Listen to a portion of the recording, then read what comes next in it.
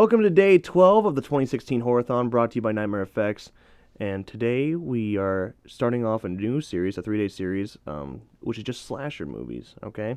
And we're mainly targeting 90s slashers, and the best way to start 90s slashers is with I Know You Did Last Summer, which this is right off of Scream, okay? Kevin Williamson was just fresh off of Scream.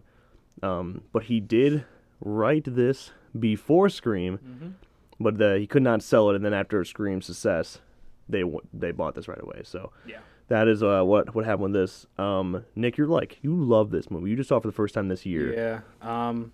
I'm really nostalgic. I love the 90s, and this movie is just pure 90s nostalgia. Yeah, for like instantly when you you could instantly jump into the 90s. It's weird. Like even more so than like Scream. Yeah, I love it. Yeah, you're right there right away. And honestly, the cast is actually pretty insane for this movie, all considered, because I mean Jennifer Love Hewitt, Ryan Phillippe, Freddie Prinze Jr., Sarah Michelle Gellar, all people that went on to do bigger and better things after this movie, which is just, I mean, that's great to have a casting do that. That's why these slasher movies are usually hidden gems, because these people, the people always start with horror. I mean, some of the biggest names ever: Drew Barrymore, Jessica Alba, Jennifer Aniston. Yeah. I mean, people that started with Johnny Depp, that started with cheesy horror and then jumped out to bigger things. And yeah, they were successful in this as well. I mean, it's a really interesting movie. It starts off, we get this big 4th of July party, something that all Americans can relate to, right?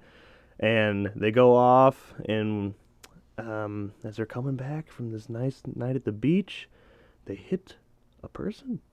Okay, and they think they killed this person, dump them in the water. A year later, they get a note that says, "I know you did last summer."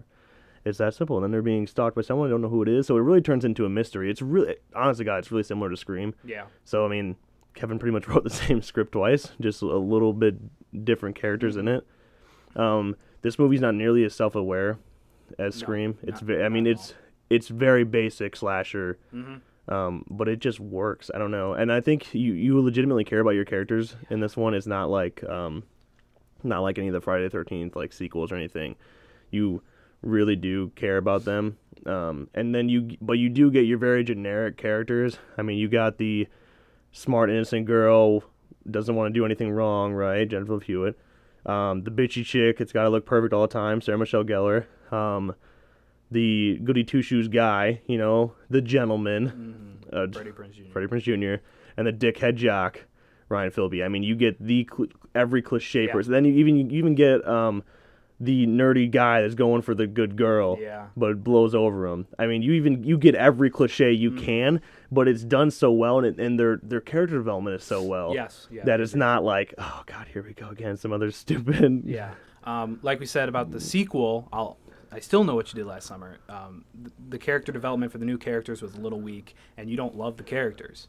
This movie is one that you love the characters. Right. And then, like, they're consistent. Yes. Okay? Yes. That's, like, one of the biggest problems I still know I did last summer, is that the characters aren't consistent. You go from a person you like a lot to hating them, and then back to being forced to like them again at the end. This one, you're all the way through, like, you know a character. After 20 minutes in, you know what your character's going to be like and how they're going to be the rest of the movie. And that's good. That's good writing. Yeah, like we said, it's a very simple movie. Yeah, very, very simple. A cool mystery. I don't know. Do you think it's predictable? Yeah, I would say. I saw it coming. I don't know who else. The thing is, you don't know who else it could be. Exactly. No one else makes sense except for Freddie Prinze Jr. And why?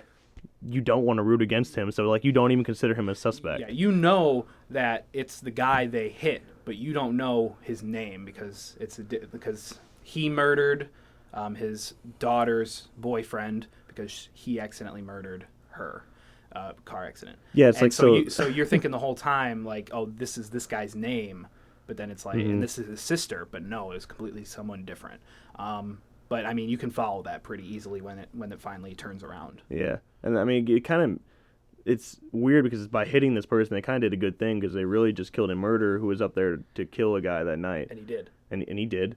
So I mean, that's kind of a crazy coincidence of events happening. But what about the end? Do you like the ending, the cliffhanger out of the shower jump? No, I mean, it's cliche. They did that with I Still Know What You Did Last Summer also in the sequel.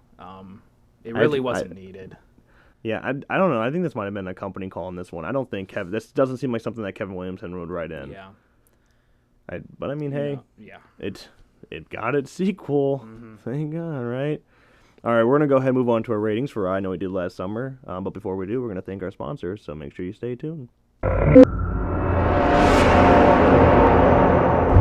Nightmare Effects is an independent mask company providing you with quality craftsmanship at gruesomely affordable prices. They offer both replica masks and busts of one of the most iconic killers in cinematic history, while also offering custom orders and repaints. Like their page on Facebook and get your own today.